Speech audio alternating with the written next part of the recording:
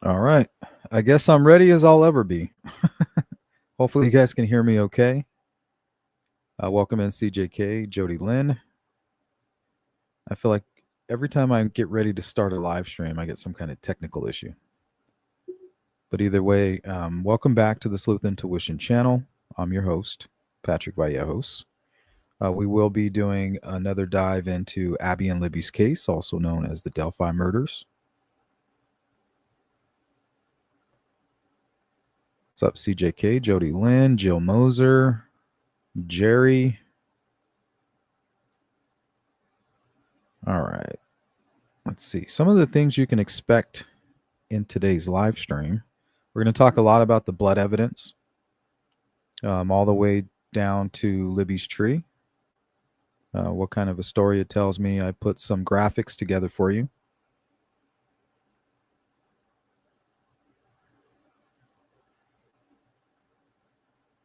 We'll take a look at Richard Allen's confessions, specifically the ones directed at Walla, Dr. Walla.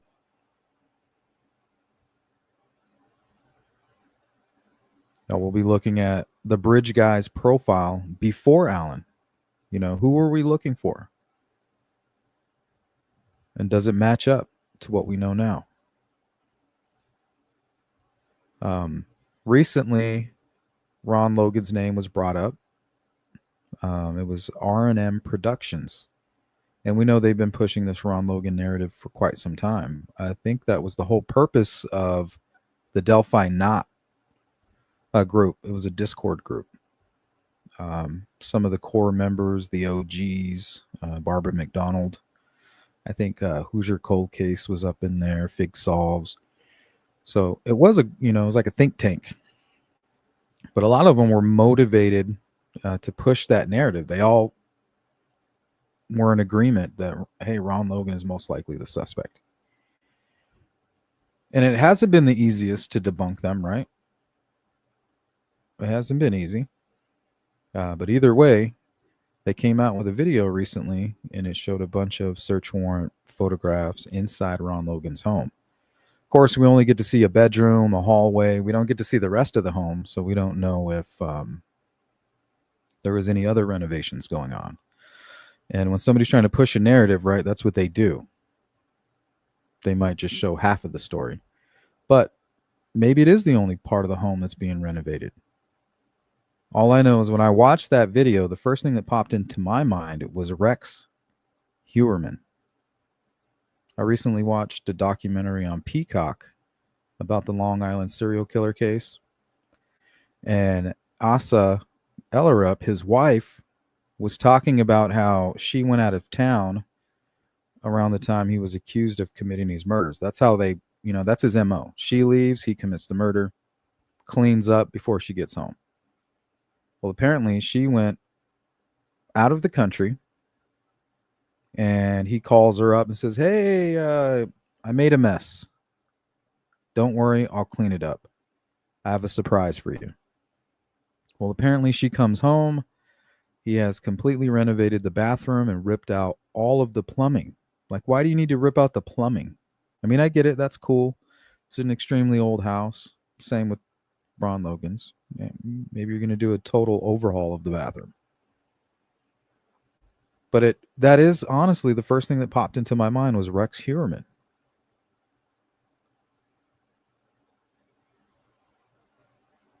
And apparently he committed a murder in his bathroom, and that's why he renovated it. To hide all the evidence down to the piping, the pipes.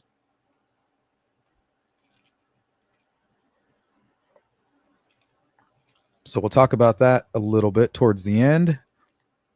And then also some of the strange pieces of information that we didn't really know about that came up during trial. Kelsey's hair, all that weirdness, the van. So that's what you can expect. And we'll get going in probably, I would say, 5 minutes.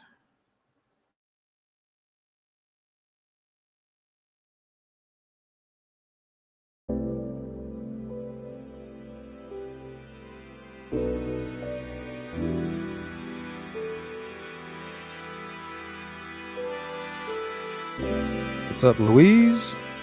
Sweets, what up? How the hell are you? Where you been? What's up, Andrew? All right, well, we're at about the 5-minute mark. We'll get going at about the 10-minute mark. Give everybody an opportunity to kind of show up. So I did put some illustrations together for you guys, and I think we have a lot to go over. I have a lot to say on this matter today. I'm feeling very opinionated. GP. Bootleg. What's up, Jay Ray? Overworked and underpaid. Welcome to the United States of America, where you're overworked and underpaid. Yeah, it seems to be what's going on here in my YouTube career path. We'll see where we end up.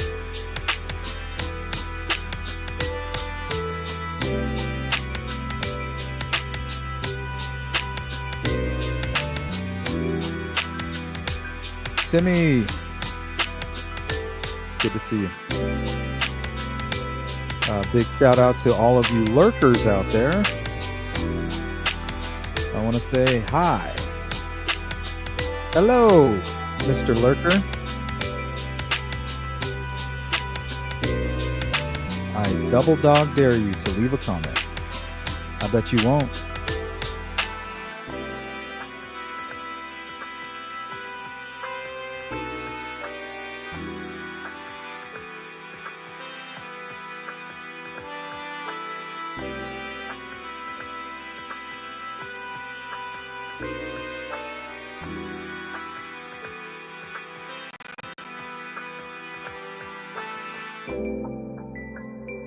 What you guys are looking at is the monsoon here in Phoenix, Arizona. Yesterday, I set up the camera outside. Well, it used to be my office. Now it's Callum's baby room, his nursery. But I'm rebuilding the window. My wife wants it to look more country style. And I'm going to reframe it and put some panels up and a little edge, little shelf on there. I said, hey, well, I got the blinds down, set up the camera, set it on time lapse. Big storm was coming in. This is probably about, I don't know, maybe 9 hours, 8 or 9 hours of footage, all crammed into about 14 minutes. So it's the first day of the monsoon. So I wanted to get it on film, show it to you guys. I know some of you are weather nuts, so.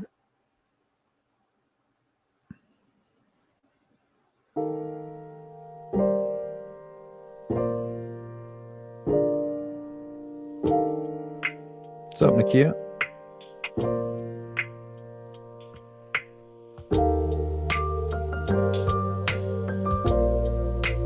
All right, we're at the 9-minute mark. We'll get going here in about a minute.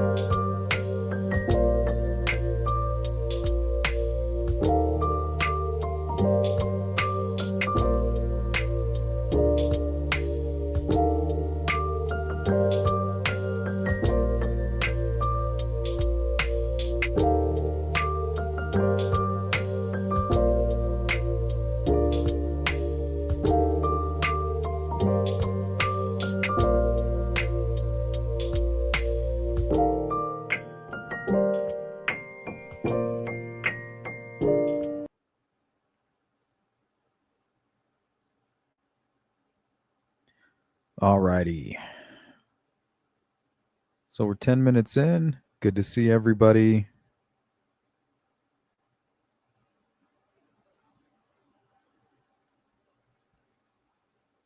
Hopefully you guys can hear me loud and clear.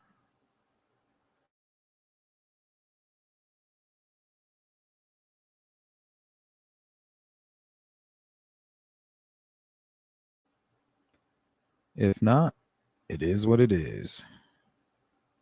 Thanks, J. Ray. Could you do an episode on the Idaho firefighters that were ambushed? We did. But yeah, I can do one specifically on that. We did talk about that the other day.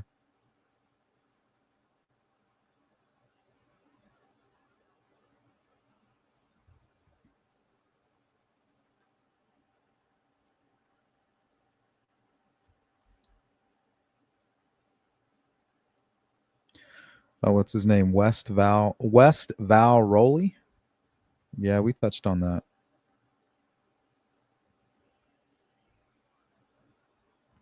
That's a crazy case, crazy situation. Jari, what's going on? Says loud and clear. Thank you. Ziggy, what up? What up? Mark says lurking while working. Mark, I hope you have a great day. Don't let him get you down. Don't let the man get you. And if they do, crack a brew.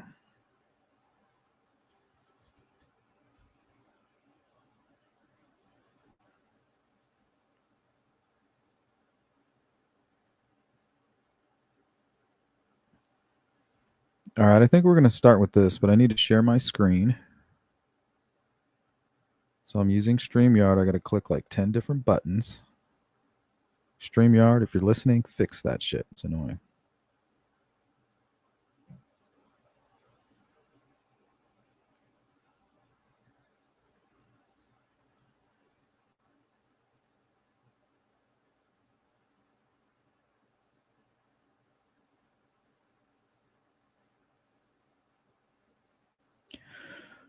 Well, that's a good question, right? Who kills firefighters? Who climbs trees? Who's into guns?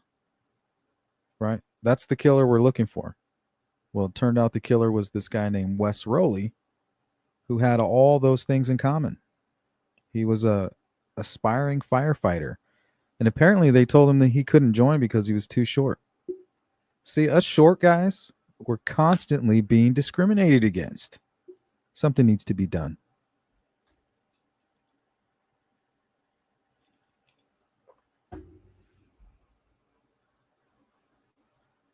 Yep, delusional and deranged. And you have to assume that the delusions and the derangement are going to be formed around that person and their beliefs. You know what I mean? So you build a profile about that. Right? Why the Delphi? Why the High Bridge? Why the Monon High Bridge Trail? Well, the killer frequented that area. You love that area. Spent time there. Probably one of his favorite areas. Extremely stressed out. Probably wanted to go there that day. Part of his fantasy.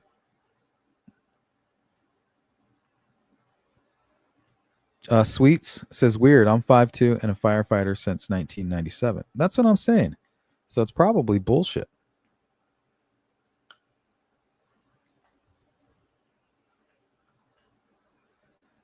I ain't messing with Sweets. Hell no. I didn't like the way they were messing with you. That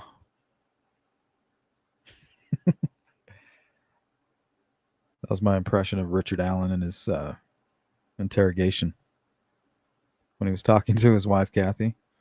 Ooh. And the way they were talking to you, ooh. I didn't like that at all.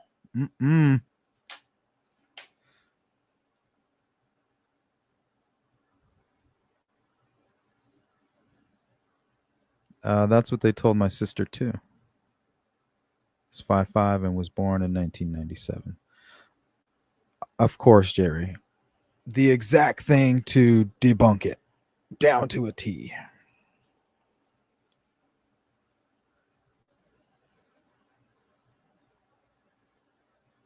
Tony N. Richard Allen cares what everyone thinks. We all know that.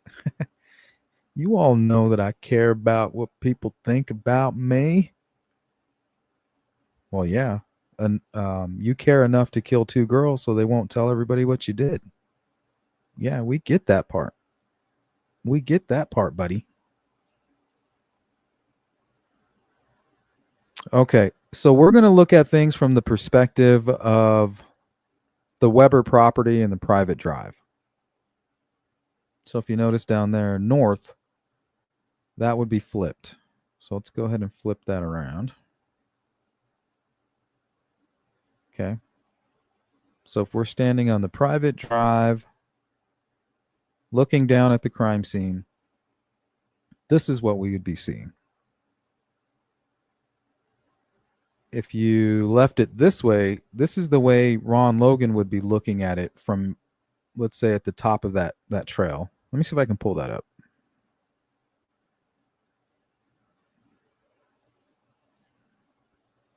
So you guys know what I'm talking about. All right, here it is.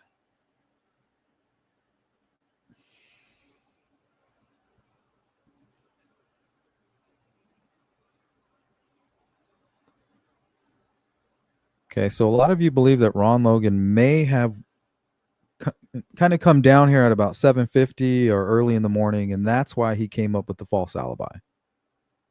Right? He's like, "Damn, they were looking out here. The sun comes up." He's like, "Oh shit, what's that?"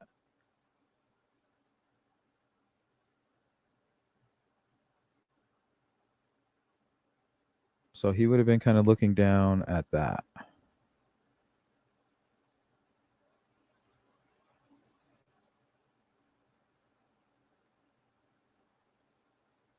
And he's facing south.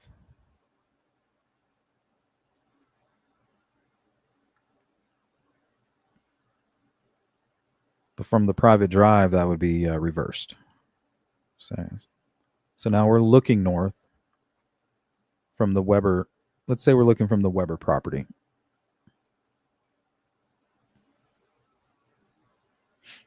Okay, now this is disturbed ground here.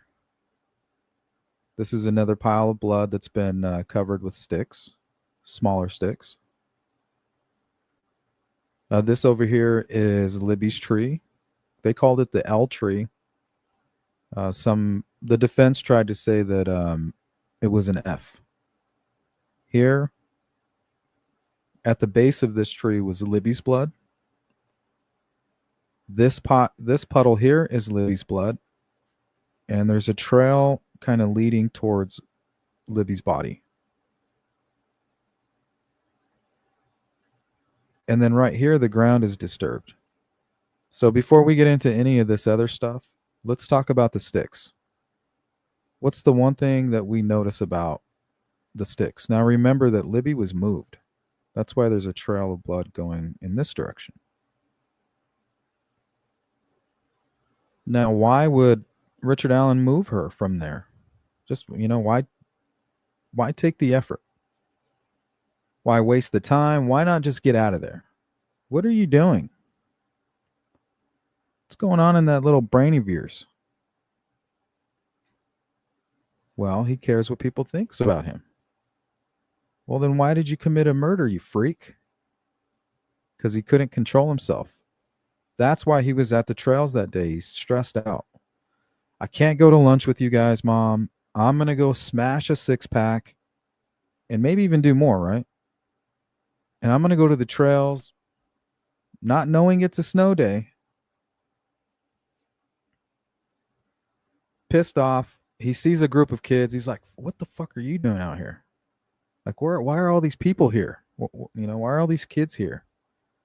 This is my trail. Yeah, he's feeling very territorial at this moment.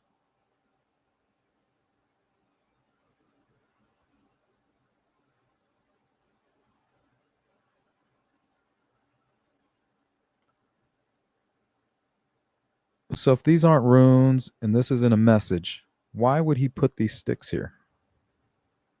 Remember, this is what they used as an exhibit during trial. This was released as part of the trial exhibits. Disturbed ground here. Libby's tree here.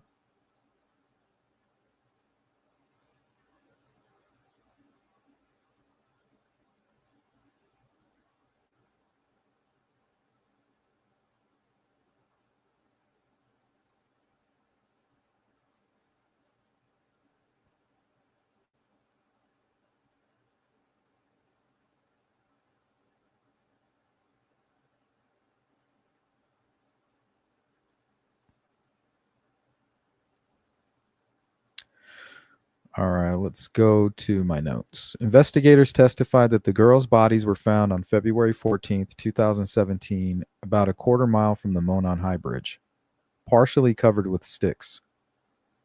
Major Pat Cicero of the LaPorte County Sheriff's Office, who reconstructed the scene in 2024 using photos and reports, noted significant blood evidence. A large pool of blood was visible between the bodies, with bloodstains also observed on the girls, the ground, and nearby trees. Cicero described Libby German's body as naked and covered in blood, while Abby Williams was clothed in Libby's sweatshirt and jeans, with other clothing items, including socks, missing or found in Deer Creek. Stains on recovered items like Libby's sweatshirt, jeans, and bra was identified as red, consistent with blood.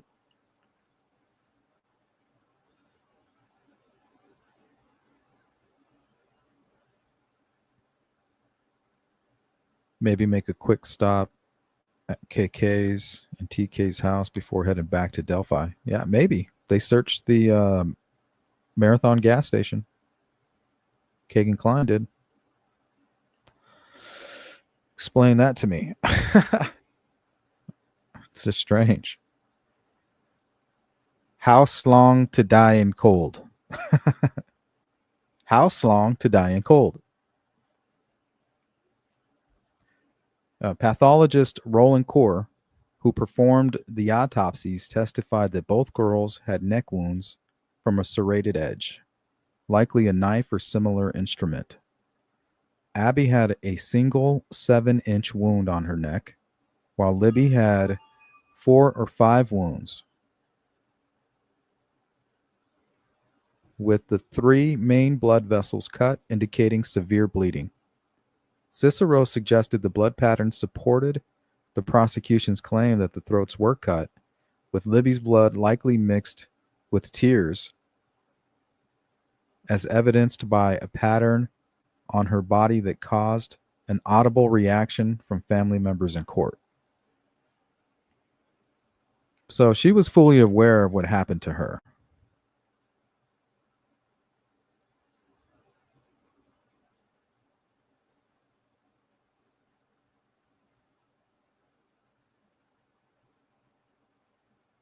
All right, let's take a look at this here. Okay, so why the sticks?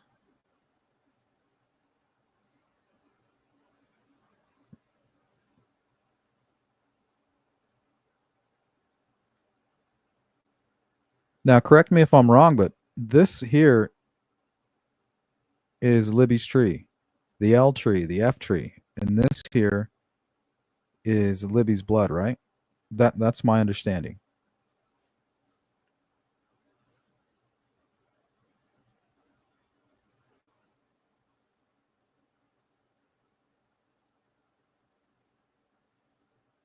Yeah, GP, there's tons of blood. Unless this is I know that Abby's had some blood on the opposite side of a tree, but I don't know if this is it here.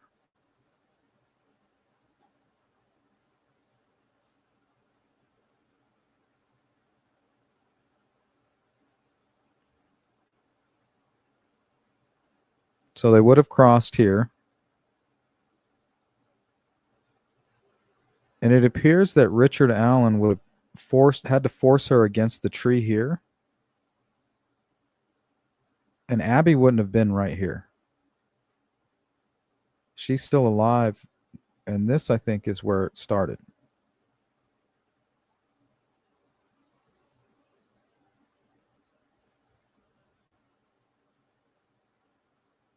So I think a good explanation is that Abby passed out.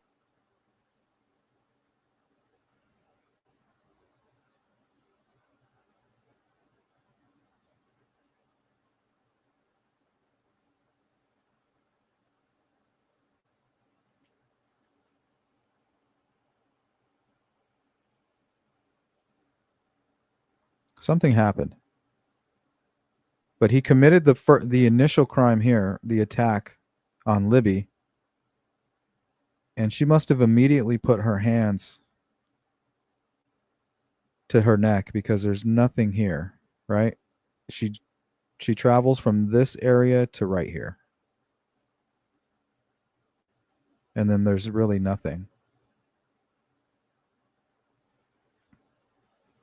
Or she's attacked twice. And the wounds kind of make it seem that way, as if she might have been attacked here and then again here. And that's the violence, right? I didn't realize that I didn't have to be that violent. The next victim, I'm just going to cut the one time. That's what the crime scene tells us. Inexperience, fledgling killing, and then the second murder that they've ever committed is much different.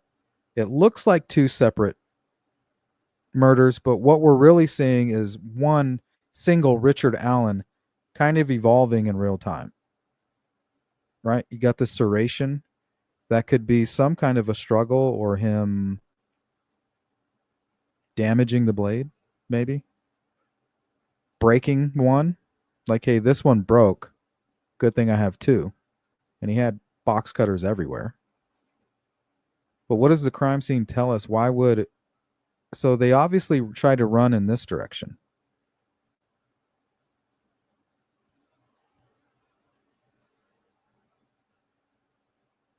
He attacks Libby. Abby faints. It's mayhem at this point. It's as if she's not even part of the situation. She's incapacitated. Now, why would Richard Allen move Libby from here to here? And why would all the sticks be placed on... It would be their right side, but for us, it's on the left side of their body, right? Everything's over here on the left side. So he moved her behind the tree.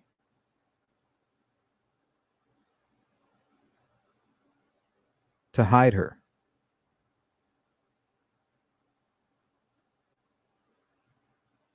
So he does this before he does anything with Abby. So all this craziness going on right here is a fight between Richard Allen and Libby.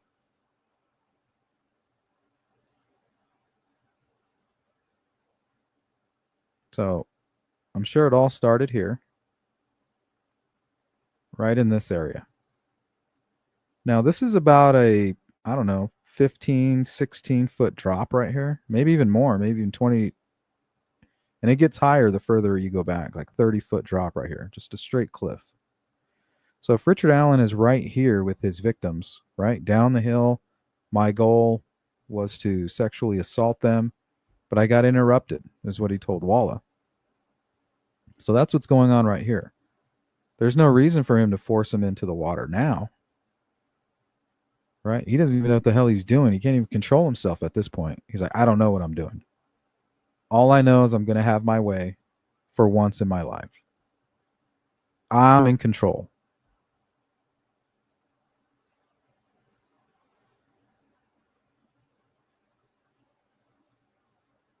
So in comes the van, forces them across, and it appears they got all the way over in this area. So they got pretty far.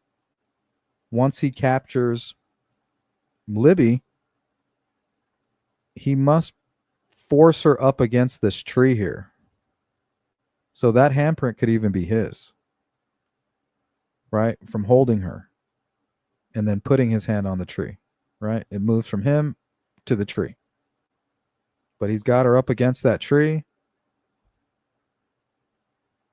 And then I think the one of two attacks occurred there on her. He's like, I don't know how much damage I did. I don't know. This is the first time I've ever done this. All I know is that I care what people think, and there's no way my wife could find out about this. So he just starts swinging the blade. because he's already like an animal, right? We hear that in a lot of interrogations when finally these psychopaths come forward and start to talk. Sometimes they even talk about growling and becoming very animalistic.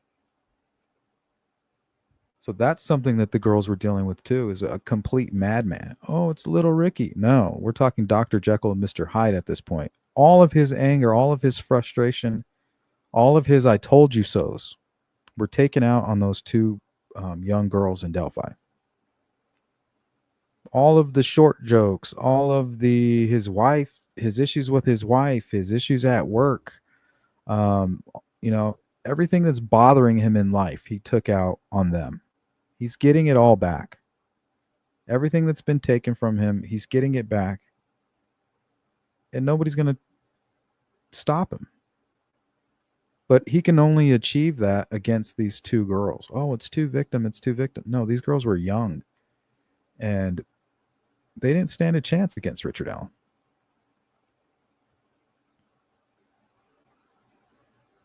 So that's what this tells me. But why would he move her from here to there? Well, because she's out in the open here. Well, what's he afraid of? Well, Richard Allen knows that there's a trail up here. Ron Logan's trail that goes, I think it's like right up in here somewhere. You got the private drive, and then you have the bridge, and then people actually fish down here, and they hike, and there's some people that come down here.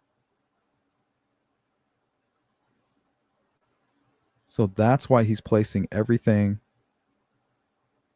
on our left side, right? On the left sides of their body. He's trying to conceal them. See? So the van probably went right above them right at this point. I think everything went pretty haywire at this point. The girls are down here with Richard Allen. As soon as the van came by, I think they were yelling and hollering at the van. But if you have your window up and the music's up, you're not going to hear anything, especially with this rock face right here. It's all going to bounce off. You're not going to hear shit. And even if you did, if you look over to the left, you're just going to think, oh, it's somebody up on the bridge.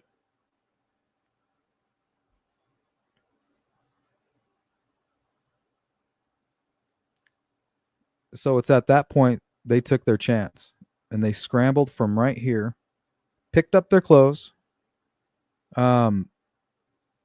He had forced Libby to get completely stripped down. She had disrobed completely. And before the van showed up, Abby was halfway.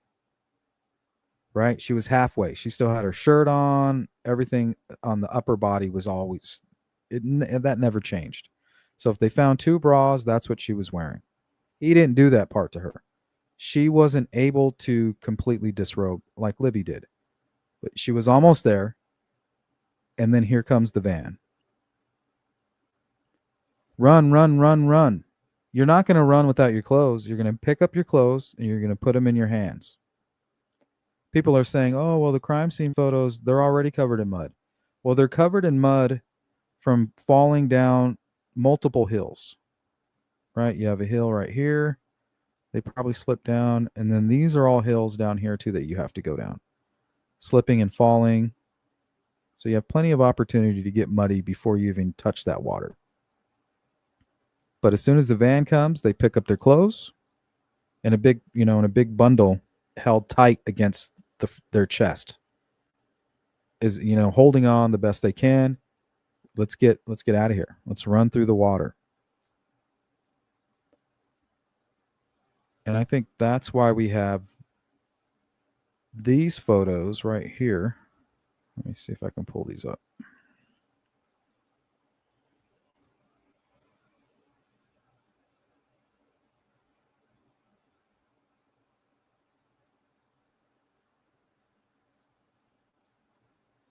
So we find Abby's jacket right here, but her pants and her underwear never make it. They hit the water and go downstream, found later. Libby can't hold on to her shirt, drops it there, can't hold on to one of her shoes. Libby still has her hoodie, the swim team hoodie, one of her shoes, and her pants. And she's running, and that's when he catches her over here.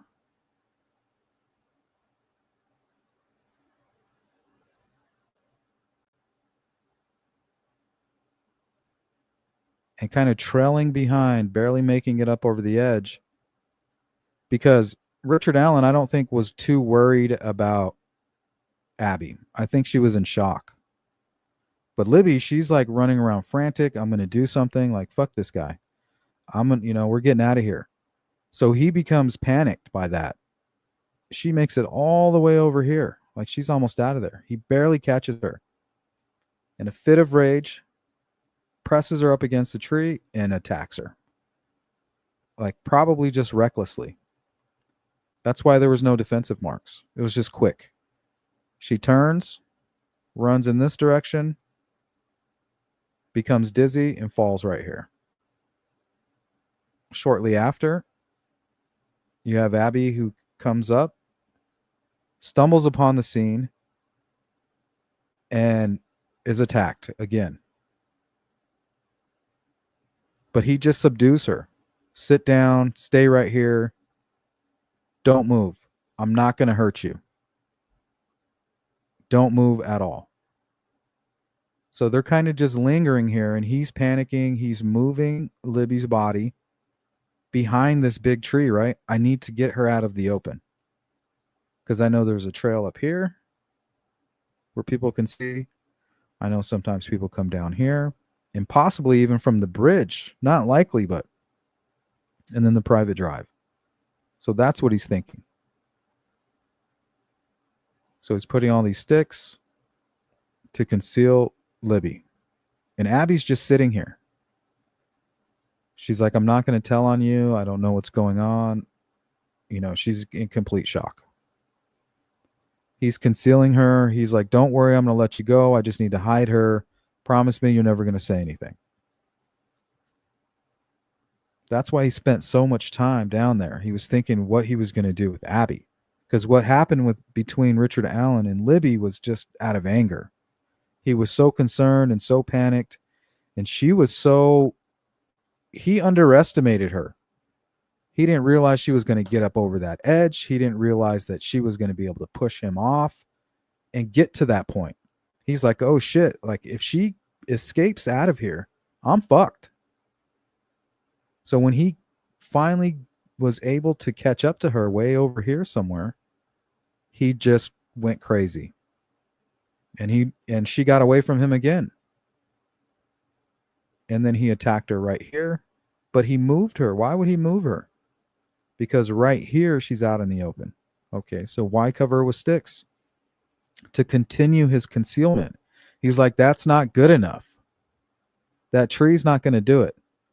Here, what about this big branch right here? That'll do it. This tree and this big branch. That'll do it. He's like, nope, that's not enough. So he grabs whatever he can quickly. He may have even stopped there at first. He may have stopped there. Okay. Like, I'm done. She's behind the tree. I have this big log, basically a fallen tree on top of her, concealing her from what? What's he concealing it from? The path up here, the bridge over here, and the private drive right here. That's all he cares about. He doesn't care about anything over here in this direction. And that's because he's familiar with this area right here. He knows where the eyes will be coming from. That explains why he put everything on their right side, our left side. So it's at this point he tells Abby, I'm not going to kill you. You can put the clothes on. Because remember, Libby made it all the way to over here. Although she dropped her shirt and one shoe, up until this point, she probably still had in her hands somewhere in here after he struck her. And that might be the reason why there's no defensive wounds, right? You have clothes in your arms. You're holding the clothes with both arms because you know you're naked. You're embarrassed. These clothes in my arms will fix that. All I got to do is put them on. When I get to the street, I'm good. So you have your bundle of clothes gripped with both your hands, hugged. You're hugging all of your clothing, one shoe, your pair of pants, and your swim team hoodie. Richard Allen grabs you, pushes you up against this tree. No defensive wounds because you're not dropping your clothes. You get struck in the neck. It's so clean from a razor blade type weapon that you don't leave any blood from here to here. You're attacked again here. Maybe 2 or 3 more swipes by Richard Allen. And then you're moved. Now your clothes, Libby's clothes, are right here on the ground. There's a sweater right here. There's a pair of jeans that she dropped right here. And there's a tennis shoe that she dropped right here. Okay, that explains why Abby ended up on top of one of her shoes, because it should be right here, right? The crime scene tells us a story. It started here, ended up there. She was moved here. So that tells me that no defensive wounds because she had her clothing in her arms. And now she can't have her hands covered in blood if she's still holding on to her clothing. So that tells me she let him go right here. Now, there's no reason for Richard Allen to redress Abby and Libby after he kills her. He's negotiating with her. That will explain why he spent an hour and 45 minutes at the crime scene doing all of this weirdness, right? That explains him to a T, moving Libby, and then negotiating, allowing her to get dressed. And he's debating, can I let her live? He makes the decision, no, I can't. Commits that crime. And then he does all these little sticks after. I think he did these sticks right here, these little ones, the same time he did these.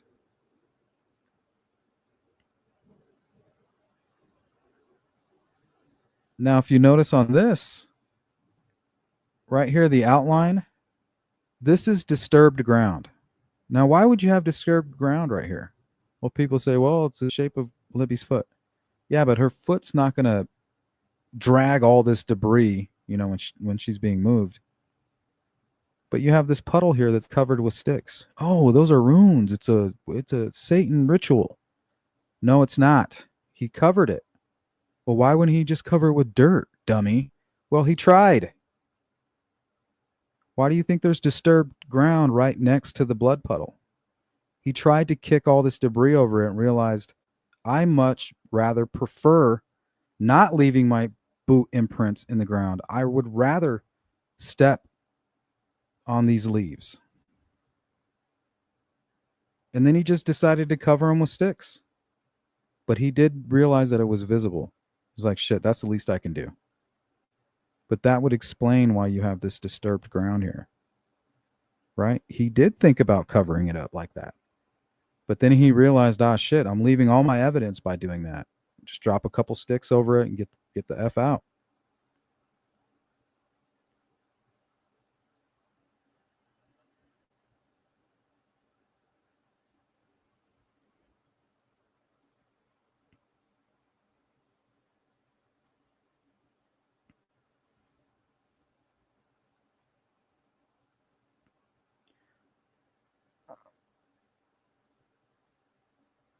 I think that there was a struggle between Richard Allen and Libby.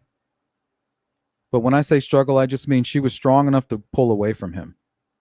Like he would grab her and she could yank away. But she's not letting go of that close. She's going to get out of there. She's going to cross that creek. She's going to get up on the other side. The Mears parking lot is right there. Her ride safety is right there over that hill. That's all I got to do. I got to get over this hill. And Richard Allen's thinking, if she gets over that hill, my life is over. So it's either her or me. And when you're a psychopath, you're not to blame. the situation isn't your fault. It's always somebody else that if it wasn't what they did, you wouldn't have done what you did. What's up, Tech Death? Sees through. Welcome in. All right, so let me get back to the notes here. Okay, pathologist Roland Kaur, who performed the autopsies, testified that both girls had neck wounds from a serrated edge, likely a knife or similar instrument. Abby had a single 7-inch wound on her neck, while Libby had 4 or 5 wounds. Right, that initial fledgling attack, and probably trying to get it out of his system. Like, I always wanted to do something extremely violent and brutal. And then he's like, well, that wasn't everything that I thought it was. And then he just did something completely different with Abby. Probably didn't realize that his box cutter was going to do so much damage. And it probably did so much damage that when he cut, he didn't even notice it. It was just so clean. I don't know if you guys have ever had a bad cut, but at first it doesn't bleed. Sometimes it just gets cut and you're like, what am I looking at? And you're like, oh my gosh, half my finger is like open. And then all of a sudden the blood starts to come out a little, come squirting out. So there's like that delay. It's like a shock delay. I don't know how to explain it.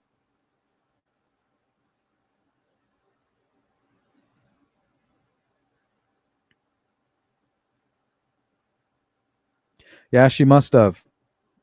But, I've been trying to figure out what the hell, there's got to be multiple attackers. How do you explain no defensive wounds? So I went back and I looked at all the evidence. And I was like, it's clear as day. It's because she's holding on to her clothes. If she lifts her arms up to protect herself, that means she has to drop the clothes. And also that Richard Allen could easily pin her to the tree by pressing both of her arms with one arm, really, against her clothing and then against her chest and then against the tree. That leaves him with the free hand.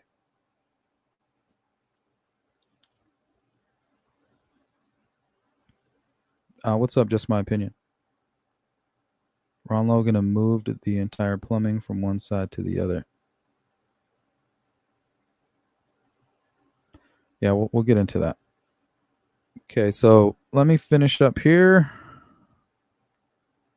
So absence on Abby's hands. Cicero found it unusual that Abby had no blood on her hands or arms, suggesting that she was likely restrained, bound, or unconscious. I believe she was unconscious.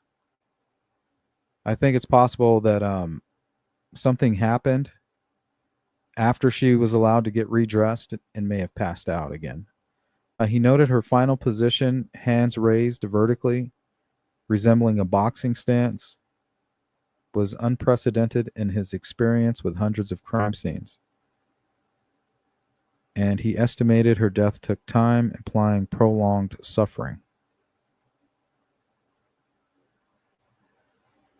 The prosecution, led by Carroll County prosecutor Nick McClellan, argued that the blood evidence corroborated Allen's alleged confessions and the violent nature of the crime. McClellan described the scene as one where Allen used power and fear, and that makes sense, to force the girls down the hill before slitting their throats, with Libby's naked, blood-covered state and scattered clothing indicating a struggle or post-mortem manipulation. See, I used to wonder if somebody took their clothing and went and threw it out here, but that's not what the evidence tells us, right? The evidence tells us Richard Allen, opportunistic killer, some kind of uncontrollable urge, a lot of issues preceding the crime, stressed out, under the influence, like most are. People who are convicted of these types of crimes are usually under the influence. Not always, but sometimes. But in this case, he admitted to it, right? Six-pack deep, maybe a couple Percocets on top of that. Mom just had hip surgery. Upset, what are all these kids doing here? He's pissed off. He's angry at the world and has always fantasized about doing something like this. This isn't something that just happened. He would have been thinking about this when he was 13 years old. But now he has an opportunity. Remember, he got married just a year and a half after graduating college, maybe two. He went and did all these things. He never had an opportunity. He's been busy, got married, and then he's been like a ball and chain to Kathy ever since. But then tragedy strikes, right? His daughter's out of the house. When did Rex Heuermann commit his crimes? When his family was gone. So his daughter's gone. 2015, she's at Ball State. She's getting married. End of February. Kathy, she's checked out. My brother just died. I'm drinking a lot, and you're annoying, Richard Allen. You're just a little old. You're just a little man, and my brother was way better than you, and you just work at CVS. You know, his life's falling apart. He's got time to let his freak flag fly, just like a Rex Heuermann. You know, that's when he committed his murders. So he fits that description, right? Sees Abby and Libby. He doesn't care if they're girls or teens or preteens. Doesn't care. Because he's almost suicidal anyway. He's like a kamikaze.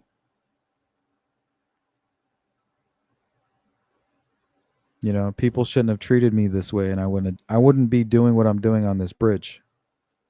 It's not his fault.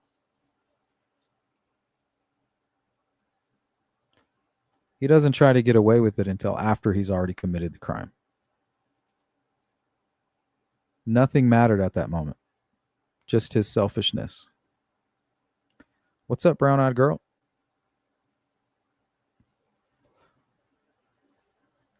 All right. Let's see. Defense challenges. The defense, represented by Brad Rosie, emphasized the absence of Allen's DNA, the blood evidence. Stacy Bozanovsky, an Indiana State Police DNA analyst, testified that while male DNA was found at the scene, it was not unusual and could have come from the girl's environment or clothing, not necessarily the killer. No DNA from Allen was matched to swabs taken from Libby's wrists or other evidence undermining the prosecution's physical connection. Now remember, less than 10% of murder scenes contain the killer's DNA. You know, it's not like, oh my God, Richard Allen definitely didn't do this. It's like, no, most of the convicted murderers in prison right now, their DNA was not found at the crime scene.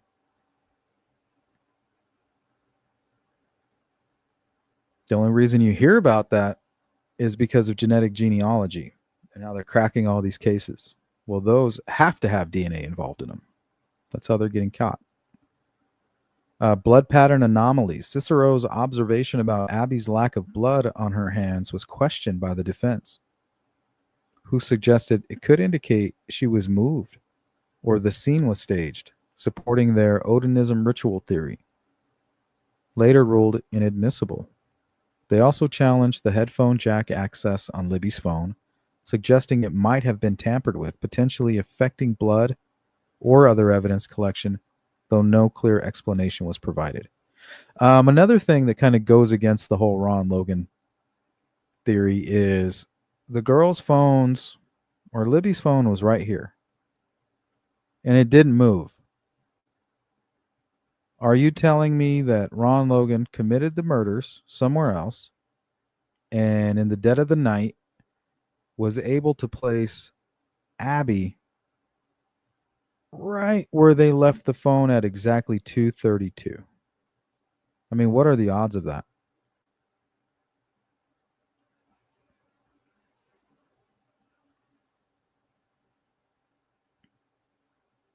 Because the evidence tells us that phone did not move.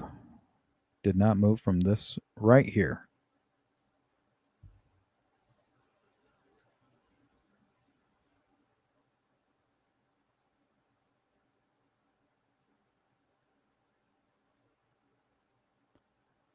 During cross-examination, Rosie asked Brian Olahi, the crime scene investigator, about the integrity of the scene, including whether drag marks or undergrowth disruption were documented. Only he denied poor documentation, but admitted no area beyond the body's movement was notably disturbed, leaving room for doubt about how the blood spread or how it was preserved.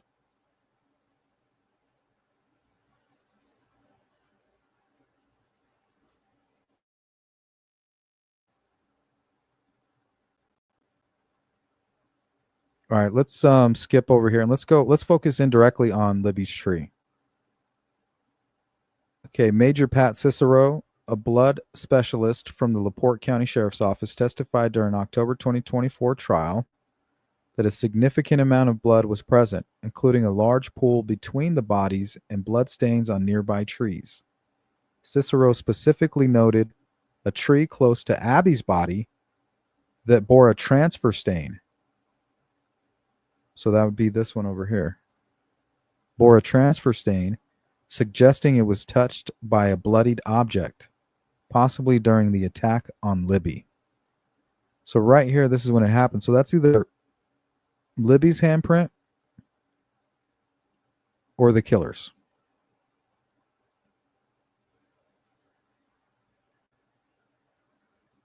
Cicero's testimony indicated that the attack on Libby likely began at this tree, with blood splatter and swipe marks suggesting she was positioned against it before being dragged about 20 feet to where her body was found. This tree, often referred to in media and defense arguments as the L tree, was highlighted due to an alleged blood marking interpreted by the defense as an F. I think I have that.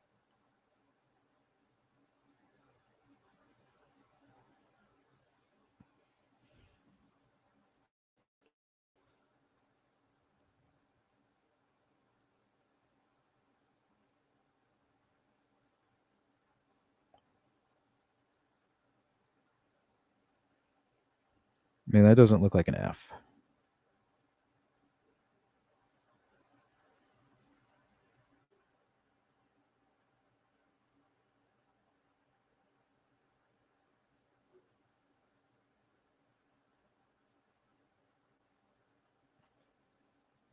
Let's see here. The defense claimed this marking supported their ritual sacrifice theory, though prosecutors and the judge dismissed it for lack of evidence. While exact distances weren't specified, Cicero's description of the tree being close to Abby's body and the blood pattern analysis suggest it was within a few feet, likely 5 to 10 feet. Given the scale of the crime scene, described as 30 to 40 feet in primary evidence by Sergeant Jason Page. The bodies were found 3 to 5 feet apart. Libby's body positioned after being dragged, implying the tree was near the initial attack site, possibly adjacent to where Abby was found, slightly offset towards Libby's original position. So it definitely tells us a story. And I think we understand why there was no defensive wounds now, right? Do you guys all agree with me on that, or that the attack most likely happened over here, was interrupted? Libby had already taken off all of her clothing. Abby was in the process. The van's right here. They're like, hey, help, let's run. Pick up your clothing. You have it in a big bundle, and you're hugging it in front of you. You may fall once or twice crossing right here. And that's why they found Abby's pants and underwear, I think somewhere down here, downstream. And Libby's clothing was somewhere like over here, somewhere further back. Think like right here, maybe. So it would have been Abby's jacket, Libby's shoe, and Libby's shirt. So that tells me they both fell right here. And Libby's pants went downstream. Libby's clothing and some of Abby's got stuck right here. They made it up over the edge. And for whatever reason, he targeted Libby right here And she still had her hoodie, a pair of pants, and one shoe and her cell phone hugged tightly against her chest. So that would explain no defensive wounds. I think that's it, guys. I think we figured it out. You can't block your face when your hands are clutching an item, hugging an item. And it would also explain why Abby was in the clothing. Because she's standing right here, half undressed, and Richard Allen's negotiating with her. And he told her, get dressed. Now, remember, during the trial, they told us that they found debris and soot on the bottom of Abby's feet. So they're pretty sure that she was barefoot when she crossed that creek. Crossed the creek barefoot and was allowed to get redressed. He was convincing her that he was going to let her go. So in order for her to cooperate and not panic, he needs to convince her that he's letting her go despite what he did to her friend. Now, in order to sell that, he needs to allow her to regain her dignity. Get dressed. I'm going to let you walk out of here. Look, I'm letting you get dressed. You know, I'm not going to. Why would I let you get dressed if I'm just going to kill you? Like, don't panic. Stay calm. Maybe even help me. You know, grab some sticks, or if you do what I tell you to do, you'll live. Only to right at the last minute, we all know that they're lying, right? Never trust these types of people when they tell you, if you just do what I say, you will live. That's a lie. What they're trying to do is get you into a more vulnerable position, like a secondary position, where nobody can stop them from what they're planning on doing to you. You never go and you always fight. And they're lying to you. They're always lying. Don't worry, we won't hurt you. They're already hurting you. They're just trying to get you in position to finish you off. Don't allow it. Sees through. If she crossed barefoot, how did her shoes contain creek silt on the soles? No, her shoes didn't contain silt. Her feet. Sees through. Her shoes didn't contain the silt. It was the actual bottoms of her feet. So during the autopsy, when they took her socks off, they found the debris similar to what you would find at the bottom of the creek on her barefoot, not on her sneaker.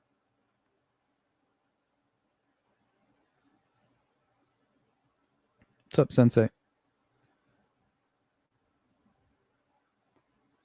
So that's proof that she crossed the creek barefoot and then was allowed the opportunity to put some of her clothing back on.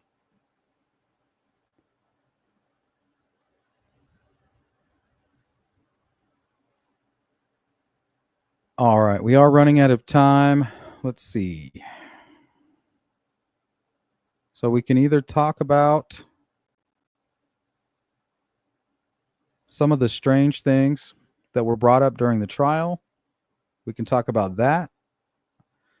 We can talk about Richard Allen's confessions to Dr. Wallace specifically, or Ron Logan's bathroom, and what we learned through Rex Heuermann and what his renovations to his bathroom during his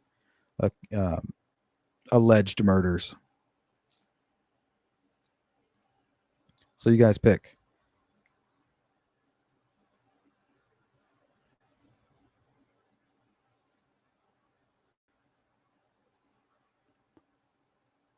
I say we talk about this.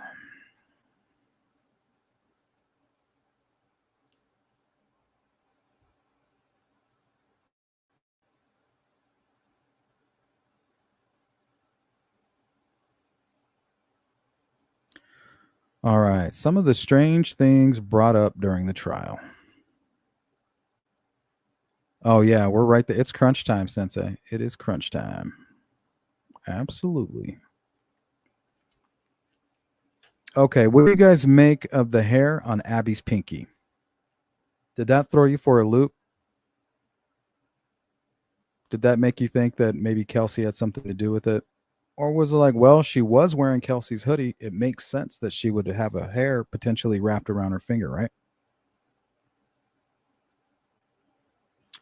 And remember, during a live stream, we did an experiment. I asked all of you to go grab a hoodie, specifically a hoodie, out of your closet and to flip the sleeve inside out near the end, right? Where your hand would be. And to send me a photograph, take a photo and email me what you see. In almost every photograph, there was like human hair, different human hair. People with pets had animal hair. Mine specifically had my wife's hair. So let's say I was out there and I was victimized. Somebody takes off my hoodie and the friend that I'm with puts on my hoodie. There's a good chance that they're going to get my wife's hair wrapped around their finger, right?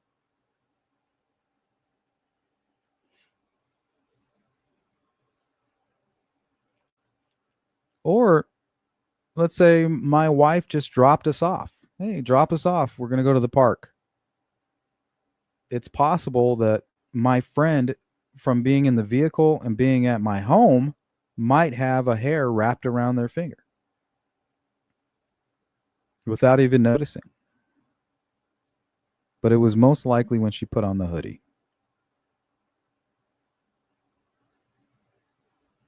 You know, especially if your hand is wet, hair is going to stick to it.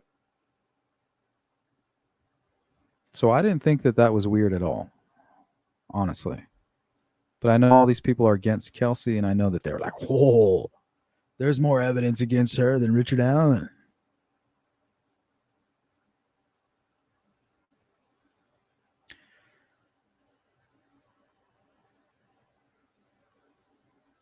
Let's see. The presence of Kelsey's hair on Abby's pinky is puzzling, as Kelsey dropped the girls off but wasn't at the crime scene. The untested hairs and incomplete DNA profiles raise questions about investigative thoroughness. So apparently, I skipped this part. Forensic scientist Stacy Bozanowski testified on October 28th that 72 other hairs at the scene weren't fully tested, and some DNA profiles couldn't even be developed.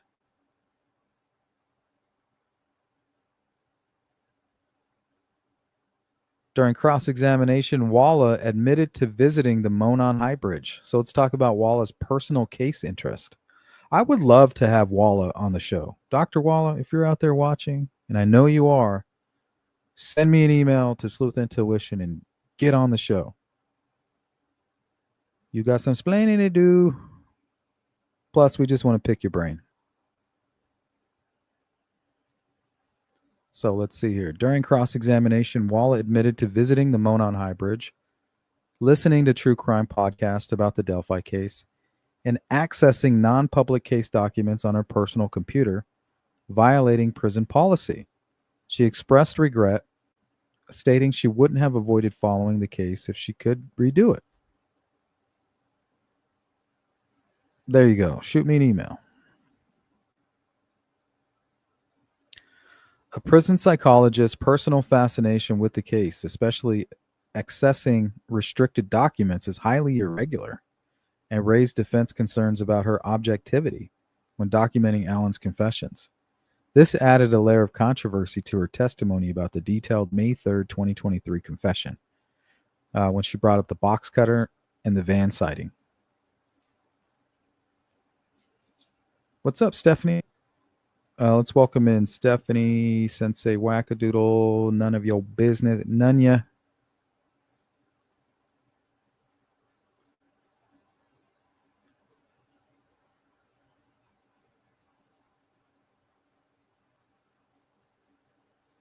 I don't think so. I disagree with that. Scorpio. That's not what the evidence tells me.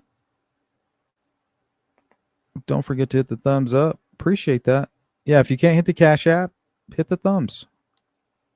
Hit it. Hit the like button. Don't be shy. In his May 3rd, 2023 confession to Walla, Allen mentioned abandoning a planned sexual assault after seeing a van, a detail corroborated by witness Brad Weber, who testified he drove his Ford Econoline van near the crime scene around 2:30 p.m. on February 13, 2017. Now remember, Weber's the only one who really has an alibi, right? He has an alibi. Just Ron Logan doesn't have an alibi. Richard Allen doesn't have an alibi.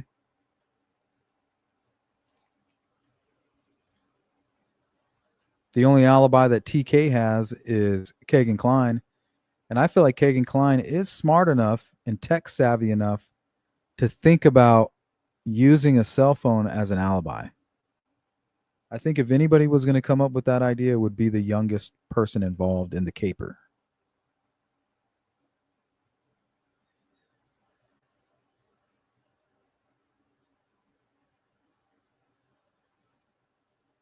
So he testified he drove his Ford Econoline van, which is already creepy, near the crime scene around 2:30 p.m. on February 13th, 2017.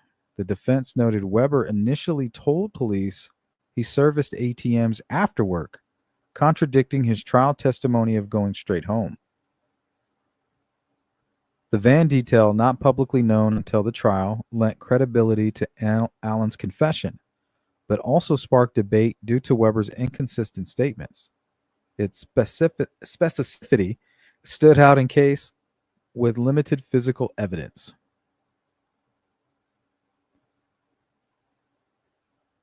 And then we have the lost tip. That was pretty strange. But we are running out of time. So go ahead, guys. This will be our 5-minute warning. Let me know what you think about today's live stream. And if you're catching us late or on replay, make sure you drop a comment. So 5-minute warning.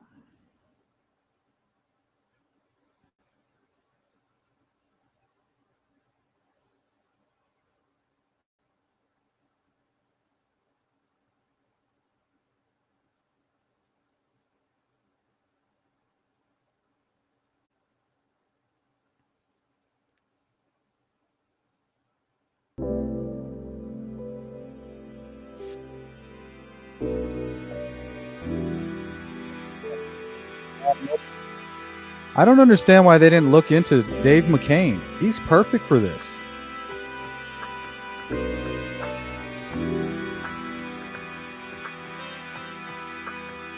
I mean, he fits the profile.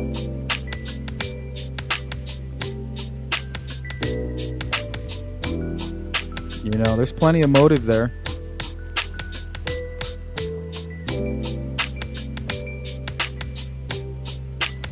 Considering what we know now. Yep, I agree with that.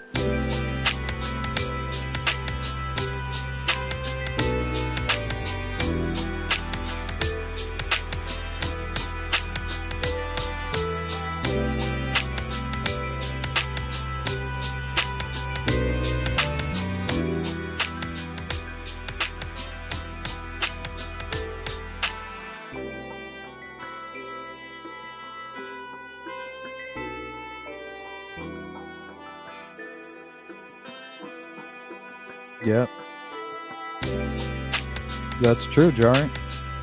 He did have his eyes set on Dave.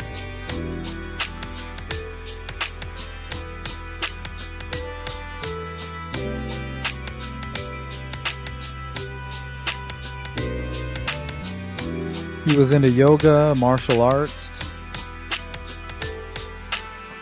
And if people believe that it could be Ron Logan, why not Dave McCain? He has just as much attachment to that land, pretty much the same age.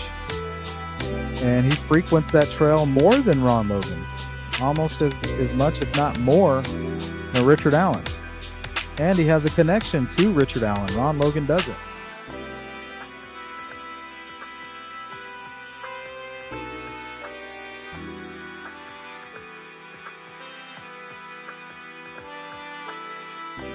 All I know is that the crime scene tells us a story that matches up with Richard Allen the most.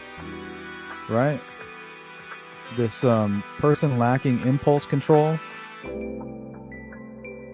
who, after committing this murder, panics. Like, oh my gosh, what have I done? Or after the attempted sexual assault, probably said, oh my gosh. Like, I need to get out of here, but I can't let them live.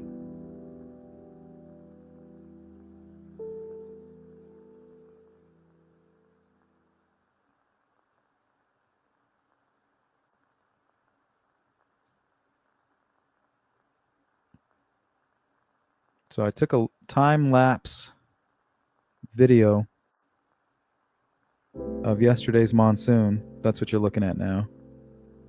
Day 1 of the 2025 monsoon. It got rough.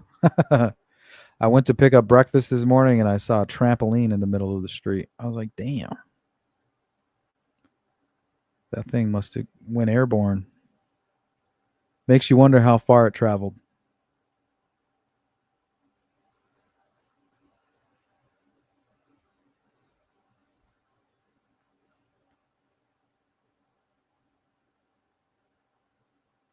All right, guys. That's it. If you're part of the replay crew, you know exactly what to do. Drop a comment. We'll get back to you.